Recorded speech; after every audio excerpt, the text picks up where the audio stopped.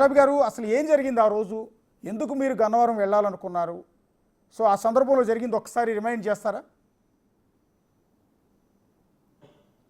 అశోక్ గారు, మీ ప్రశ్నకు జవాబు చెప్పే ముందు నా ఫోన్కి వస్తున్నటువంటి మెసేజ్లు, sir finally we have been waiting for this day from so long, congratulations ఒక మెసేజ్.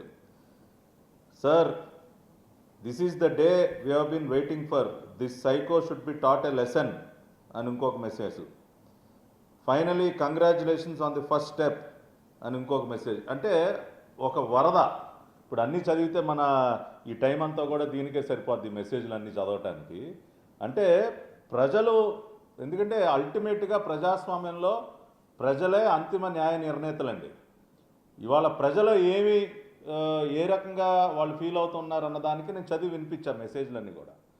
ఆ రోజున అశోక్ గారు, కొమ్మారెడ్డి పట్టాభిరామ్ అనే వ్యక్తి చేసినటువంటి నేరం ఏంటంటే, గన్నవరం నియోజకవర్గంలో ఉన్నటువంటి ఒక సీనియర్ తెలుగుదేశం పార్టీ బీసీ నాయకుడైనటువంటి దొంతు చిన్న గారికి అండగా నిలబడటానికి నేను గన్నవరం వెళ్ళటమే నేను చేసినటువంటి నేరం. జగన్మోహన్ రెడ్డి గారి ప్రభుత్వ హయాంలో ఏంటంటే, దళితులు బలహీన వర్గాల పైన దాడులు చేయటం అనేది వాళ్ళకు అలవాటుగా చేసుకున్నటువంటి పని. ఒక డ్రైవర్ సుబ్రహ్మణ్యాన్ని చంపి డోర్ డెలివరీ చేయటం కానీ, ఒక డాక్టర్ సుధాకర్ని చిత్రహింసలు గురి చేయటం కానీ, వరప్రసాద్ శిరోమండనం కానీ, డాక్టర్ అనితారాణి కానీ, ఇట్లా చెప్పుకుంటూ పోతే లిస్టు ఇవాళ సరిపోదు. కాబట్టి బలహీన వర్గాలు దళితులపైన జరుగుతున్నటువంటి దాడులకు వ్యతిరేకంగా ఎవరు పోరాడినా వాళ్ళకి నచ్చేది కాదు. నేను గన్నవరానికి ఆ రోజున దొంతు చిన్నా గారిని తీసుకుని పోలీస్ స్టేషన్కి వెళ్ళి, నేనేమి అక్కడ వాళ్ళపైన ఎదురు దాడులు చేయడానికి వెళ్ళలేదే, నేను వెళ్ళింది గన్నవరం పోలీస్ స్టేషన్కి అండి. ఒక బలహీన వర్గానికి చెందినటువంటి నాయకుడికి అండగా నిలబడటం కోసం పోలీస్ స్టేషన్కి వెళ్ళా. అది నేను చేసిన నేరం. జగన్మోహన్ రెడ్డి గారికి హయాంలో ఎవరు కూడా మాకు న్యాయం చేయండి అని పోలీస్ స్టేషన్ కూడా వెళ్ళకూడదు. వాళ్ళు ఎన్ని దుర్మార్గాలు చేసినా, ఎవరిని చంపినా, ఎవరిని చితగ్గొట్టినా, ఎన్ని ఆస్తులు తగలబెట్టినా అందరూ ఇళ్లలో కూర్చోవాలి. పోలీస్ స్టేషన్కి కూడా వెళ్ళకూడదు అశోక్ గారు. అది కూడా నేరమే. ఆ నేరమే నేను చేశాను ఆ రోజున. నేను గన్నవరం ఎంటర్ అవుతున్నటువంటి సందర్భంలోనే, గన్నవరం ఎంట్రన్స్లోనే ఈ సైకో వంశీ యొక్క పార్టీ ఆఫీస్ ఉంటుంది. అక్కడ దాదాపుగా 200 మంది ఆల్రెడీ గుమ్మిగూడి ఉన్నారు. నేను ఎంటర్ అవుతున్నప్పుడే చూశాను. నేను నేరుగా పోలీస్ స్టేషన్కి వెళ్ళి నేను అడిగా అక్కడ అధికారుల్ని, ఇదేంటి సార్ అక్కడ అంతమందిని పోగేసి కూర్చున్నారు రోడ్డు మీద, ఏం జరగబోతా ఉంది ఇక్కడ, ఏం చేయబోతా ఉన్నారు ఇప్పుడు అని చెప్పి నేను మాట్లాడుతున్నటువంటి సందర్భంలోనే ఆ 200 మంది రౌడీ మోక మా పార్టీ ఆఫీస్కి వెళ్ళిపోయి దాన్ని ధ్వంసం చేసి, ఇవాళ విజువల్స్ చూస్తున్నారు కదండి, వాహనాలు తగలబెట్టే కార్యక్రమానికి శ్రీకారం చుట్టారు. నేను పోలీస్ స్టేషన్లో ఉండి గట్టిగా నిలదీశా, ఇదేంటి సార్ మేము న్యాయం చేయండి అని మీ దగ్గరికి రావటం ఏంటి, రెండో పక్కన మా ఆఫీసు నేను వాహనాలని తగలబెట్టడం ఏంటి సార్, అసలు ఏం జరుగుతూ ఉంది గన్నవరంలో అని చెప్పి నేను గట్టిగా నిలదీసేసరికి అప్పుడు అక్కడ ఉన్నటువంటి సిఐ బయలుదేరి అక్కడికి వెళ్ళటం జరిగింది. కానీ అప్పటికే జరగాల్సిన విధ్వంసం అంతా జరిగిపోయింది. సిఐ గారు వెనక మేము కూడా అక్కడ ఉన్నటువంటి మేము 25-30 మంది పార్టీ లీడర్స్ అందరూ మేము బయలుదేరి వెళ్తూ ఉంటే, ఒక హైవే పైన గన్నవరం మా మధ్యగుండానే నేషనల్ హైవే వెళ్తుంది, ఒక హైవే మీద మమ్మల్ని అడ్డగించి రాడ్లు, కర్రలు, పెట్రోల్ సీసాలతో మా పైన దాడి చేసి నన్ను చంపే ప్రయత్నం చేశారు. ఆ రోజున కేవలం నా పర్సనల్ సెక్యూరిటీ, నా డ్రైవర్ వల్ల నేను ప్రాణాలతో బయటపడగలిగాను. నన్ను ఆ తర్వాత పోలీసులు అదుపులోకి తీసుకుని రాత్రంతా జాషువా, ఆ రోజున కృష్ణా జిల్లా ఎస్పీగా ఉన్నటువంటి జాషువా కూడా ఈ కుట్రలో భాగస్వామి. వంశీకి, వైసీపీ నాయకులకి తొత్తుగా మారిపోయినటువంటి ఆ రోజున జిల్లా ఎస్పీకి కూడా తెలుసు వాళ్ళు ఏం చేయబోతా ఉన్నారో తెలుసు. వాళ్ళందరూ కూడా కుమ్మక్కై, జిల్లా ఎస్పీ కూడా వంశీతో కుమ్మక్కయ్యి ఈ రోజున ఈ అరాచకానికి పాల్పడ్డాడు. నన్నేమో తోటలవల్లూరు స్టేషన్ తీసుకెళ్ళి 3rd డిగ్రీ సార్, నా పైన 3rd డిగ్రీ ప్రయోగించి చిత్రహింసలు గురి చేశారు. ఆ రోజున నా పైన ఉన్నటువంటి గాయాలన్నీ కూడా నేను లైవ్లో ఆ తర్వాత మీడియాకు కూడా చూపించడం జరిగింది. మేజిస్ట్రేట్ గారి ముందు వాంగ్మూలం కూడా ఇవ్వటం జరిగింది. కాబట్టి ఓవరాల్గా ఈ గన్నవరం సంఘటన మొత్తానికి మూల కారణం ఏంటి అంటే, ఒక బలహీన వర్గానికి చెందినటువంటి చిన్న అనే వ్యక్తికి అండగా వెళ్ళటమే ఆ రోజున వాళ్ళ దృష్టిలో నేరం. పోలీస్ స్టేషన్కి వెళ్ళి ఒక బలహీన వర్గ నాయకుడికి న్యాయం చేయండి అని అడగటమే ఆ రోజున మేము చేసినటువంటి నేరం అశోక్ గారు. అందుకనే ఇంత విధ్వంసం సృష్టించారు. ఒక్కసారి మీరు ఆలోచిస్తే అశోక్ గారు, ఇతను వంశీ అనే వ్యక్తి, వాళ్ళు వంశీకి అనుకూలంగా చాలామంది ఈ సైకో మోకులందరూ బయటకు వచ్చి మాట్లాడుతూ ఉన్నారు. మాకు కూడా ఇక్కడ గుణదల్లో ఒక పిల్ల సైకో ఉంటాడు అవినాష్, అదేవిధంగా ఇంకా చాలామంది. వీళ్ళందరిని అడుగుతా ఉన్నా, ఏ ముఖం పెట్టుకుంటే వాళ్ళు అతనికి మీరు మద్దతుగా మాట్లాడుతూ ఉన్నారయ్యా? ఏ ముఖం పెట్టుకుని మాట్లాడుతూ ఉన్నారు మీరు? దేవత లాంటి భువనమ్మ గారి పైన అతను చేసినటువంటి వ్యాఖ్యలను మీరు సమర్థిస్తారా? ఒక మహిళ పైన అంత అసభ్యంగా మాట్లాడటాన్ని మీరు సమర్థిస్తారా? ఒక బలహీన వర్గ నాయకుడి పైన చిన్న పైన దాడి చేయటాన్ని మీరు సమర్థిస్తారా? ఆ తర్వాత కాలంలో అశోక్ గారు మీకు గుర్తుండే ఉంటుంది, ఇవాళ కడప ఎమ్మెల్యేగా ఉన్నటువంటి మాధవి గారు ఆ రోజున విజయవాడ వచ్చి ఎయిర్పోర్ట్ బయట ఎలక్షన్ నియమాలకు విరుద్ధంగా పెద్ద పెద్ద బ్యానర్లు పెడితే అక్కడ ఆవిడ నిలబడి ఫోటోలు తీసి ఎలక్షన్ కమిషన్ ఫిర్యాదు చేద్దామని ఆవిడ ఫోటో తీస్తూ ఉంటే ఒక మహిళను కూడా చూడకుండా ప్రస్తుత కడప శాసనసభ్యురాలపైన ఆ రోజున వంశీ రౌడీ మొక్కలు చేసినటువంటి దాడి ఏంటండి? అంటే వీళ్ళకి బలహీన వర్గాలంటే లెక్కలేదు, మహిళలంటే లెక్కలేదు, ఎవరు మీద పడితే వాళ్ళపైన ఈ రకమైనటువంటి దాడులు చేస్తారా? గన్నవరం నియోజకవర్గానికి ఒక చరిత్ర ఉంది అశోక్ గారు. పుచ్చలపల్లి సుందరయ్య గారు దానికి శాసనసభ్యులుగా పనిచేశారు. గ్రేట్ మ్యాన్, ఒక లెజెండ్. ఆ తర్వాత దాసరి బాలవర్ధన్ రావు గారు కానీ ఎంతోమంది గొప్ప గొప్ప వ్యక్తులు ఆ కాన్స్టిట్యున్సీ నుంచి ప్రాతినిధ్యం వహించారు. ఇవాళ అటువంటి కాన్స్టిట్యున్సీని భ్రష్టు పట్టించి ఇవాళ మా పార్టీ గుర్తుపైన గెలిచినటువంటి ఈ సైకో ఆ తర్వాత ఆ గుడివాడ కొడాల నానితో కలిసి వైసీపీలోకి దేనికి వెళ్ళాడంటే దోచుకోవటం కోసం. ఇవాళ గుడివాడ కానీ గన్నవరం కానీ క్యాజినోలకి, ప్యాకాట్కి, అన్ని రకాల అసాంఘిక కార్యక్రమాలకు అడ్డాగా మార్చేసి అక్కడ అక్రమ మైనింగ్, గ్రావెల్ తవ్వకాలు విచ్చలవిడిగా దోచుకోవటం కోసం గోడ దూకి వేరే పార్టీలోకి వెళ్ళి అతను చేసినటువంటి అరాచకాలు. ఇంత జరిగిన తర్వాత కూడా వాళ్ళు ఏం చేశాడు అశోక్ గారు? మళ్ళీ సత్యవర్ధన్ అనేటటువంటి ఒక దళిత యువకుడు, అతను మా పార్టీ కార్యాలయంలో పనిచేసినటువంటి వ్యక్తి, గన్నవరం పార్టీ కార్యాలయంలో అతను ప్రత్యక్ష సాక్షి. అతను కంప్లైంట్ ఇచ్చాడు ఆ రోజున ఈ రకంగా జరిగిందని చెప్పి. ఇవాళ దానిపైన విచారణ జరుగుతూ ఉంది. ఇటువంటి సందర్భంలో మళ్ళీ అతన్ని కిడ్నాప్ చేసి బెదిరించి భయపెట్టి ప్రలోభాలకు గురి చేసి వల్లభనేని వంశీయే స్వయంగా తన్ని కారులో ఎక్కించుకుని కోర్టు దగ్గరికి తీసుకొచ్చి అతని చేత ఒక తప్పుడు స్టేట్మెంట్ ఇప్పించారు. ఆ తర్వాత మళ్ళీ అతను వదలకుండా మళ్ళీ కొంతమందితో అతన్ని బలవంతంగా వైజాగ్ తీసుకెళ్ళి అక్కడ దాచిపెట్టారు. ఇదంతా ఈ జరుగుతున్న సందర్భంలో సత్యవర్ధన్ తల్లి, అయ్యా నా బిడ్డ కనపడట్లేదు, నా బిడ్డను ఎవరు ఎత్తుకుని వెళ్ళిపోయారు, కిడ్నాప్ చేశారయ్యా, ఫోన్కి అందుబాటులో లేడు, ఏమైపోయాడో తెలియదు నా బిడ్డ అని చెప్పి ఆ సత్యవర్ధన్ తల్లి ఫిర్యాదు చేస్తే పోలీసులు ఇన్వెస్టిగేషన్ స్టార్ట్ చేస్తే ఇవాళ అతన్ని వైజాగ్లో పట్టుకోవడం జరిగింది. వైజాగ్లో అతన్ని ఒక రకంగా ఆ కిడ్నాప్ చెర నుంచి విడిపించడం జరిగింది అశోక్ గారు. ఇవాళ మేము కనుక పోలీసులు కనుక సత్యవర్ధన్ని కాపాడకపోతే అతను కూడా మాయం చేసేసేవాళ్ళు. ఎందుకంటే వాళ్ళ పని అయిపోయింది కదండి, అతని చేత తప్పుడు స్టేట్మెంట్ ఇప్పించేశారు. ఆ తర్వాత అతను మాయమైపోయినా కూడా పాపం అతనికి దిక్కులేనటువంటి పరిస్థితి. ఇవాళ ఒక రకంగా సత్యవర్ధన్ని మేము కాపాడాం.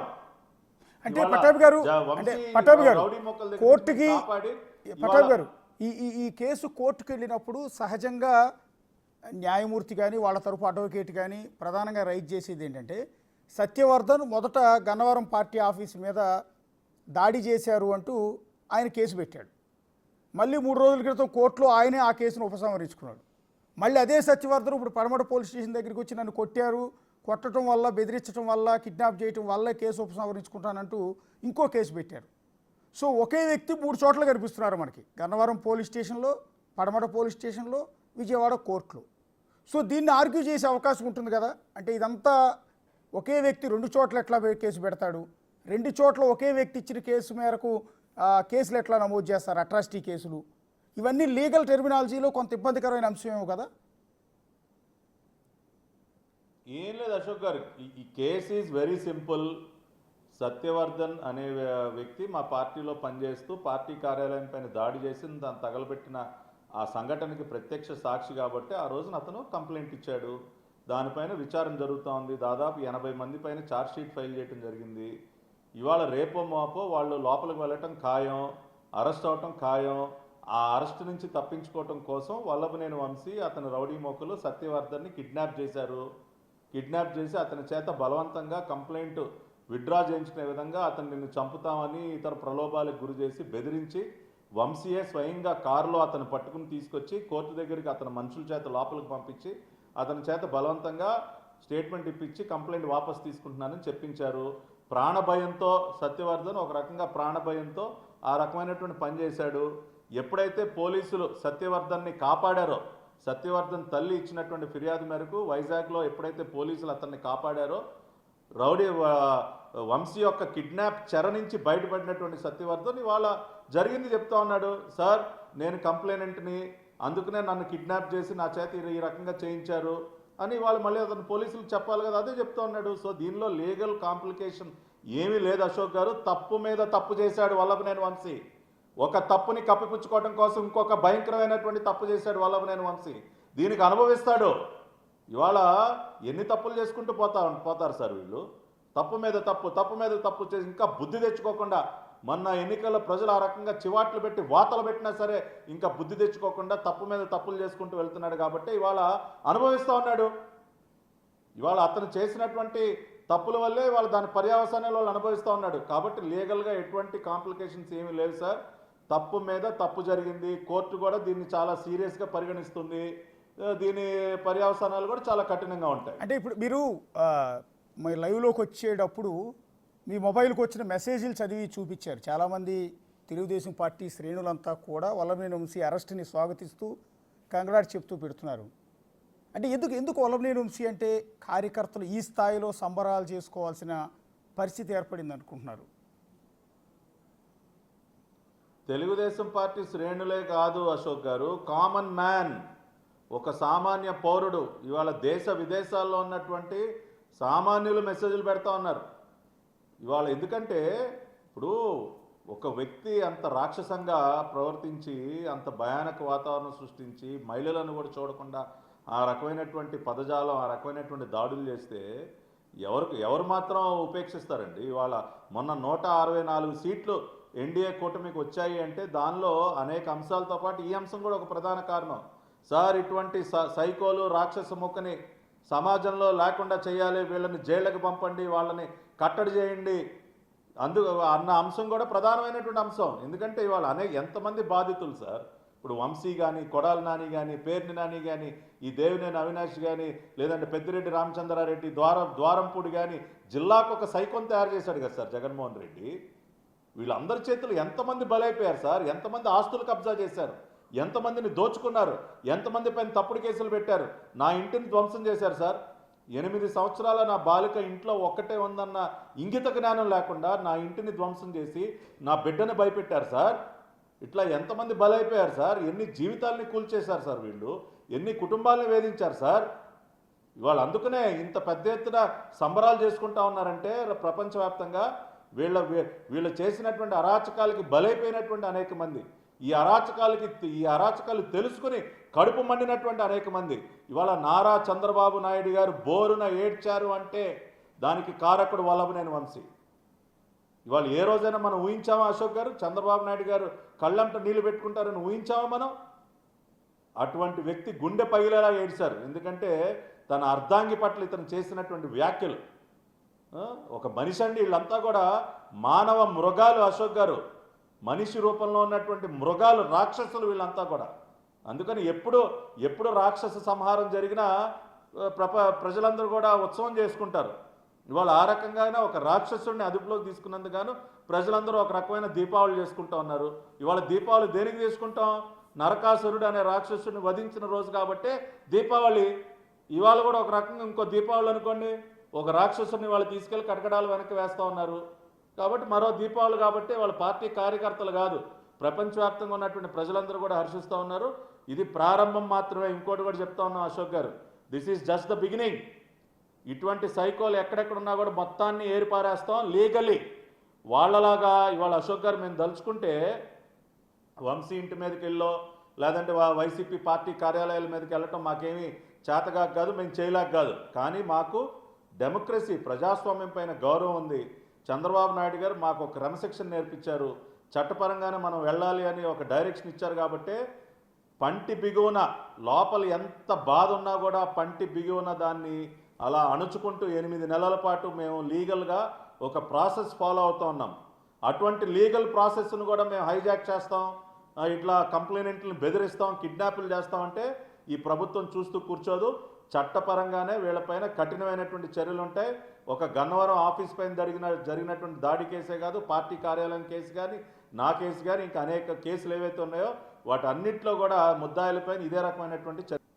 అంటే మిగిలిన నాయకుల అరెస్టులు కూడా మీరు చదివిన పేర్లలో ఉన్న ఆ నాయకులను కూడా అరెస్ట్ చేసే అవకాశం ఉంటుందా? ఇప్పుడు ఇప్పుడు రెడ్ బుక్ అంటే ఏంటి అశోక్ గారు, లోకేష్ గారు చాలా క్లియర్గా వివరించారు. రెడ్ బుక్లో ఎవరి పేర్లు ఉంటాయంటే చట్టాలని ఉల్లంఘించినటువంటి వారి పేర్లు, చట్ట వ్యతిరేకంగా అరాచకాలు సృష్టించినటువంటి వారి పేర్లన్నీ కూడా ఉంటాయి. ఇప్పుడు ఆ రోజున ఒక రెడ్ బుక్కి నాంది పలకాలటానికి కారణం ప్రజల నుంచి వచ్చినటువంటి కోరిక. ఎందుకంటే ప్రజలు కోరుకున్నారు, సార్ వీళ్ళందరినీ గుర్తుపెట్టుకోండి సార్, మమ్మల్ని ఈ రకంగా చేశారు సార్. పాదయాత్ర సందర్భంగా ఎక్కడికి వెళ్ళినా కూడా ఆ రోజున లోకేష్ గారి దగ్గరికి కొన్ని వందల మంది వచ్చి వైసీపీ సైకోల చేతిలో బాధలు అనిపించినటువంటి అనేక మంది వచ్చి వాళ్ళు చెప్పింది ఏంటంటే, సార్ పలానా వాడిని గుర్తుపెట్టుకోండి, పలానా వాడికి బుద్ధి చెప్పండి సార్, వాళ్ళని వదలొద్దు సార్ అని చెప్తా ఉంటే మరి గుర్తుపెట్టుకోవాలంటే రాసుకోవాలి కదా పేర్లన్నీ. ప్రజల నుంచి ఏవైతే వచ్చినాయో అవే రాసుకున్నారు ఆయన. ఇప్పుడు వల్లభనేని వంశీ, లోకేష్ గారి తల్లి భువనమ్మ గారు, ఏ రోజైనా రాజకీయాల్లో ఎప్పుడైనా చూసామండి మనం భువనమ్మ గారిని? ఆయన భువనమ్మ గారి తండ్రి అన్న ఎన్టీఆర్ గారు ముఖ్యమంత్రిగా ఉన్నప్పుడు ఏ రోజన్నా అన్నగారి బిడ్డలు ఎవరైనా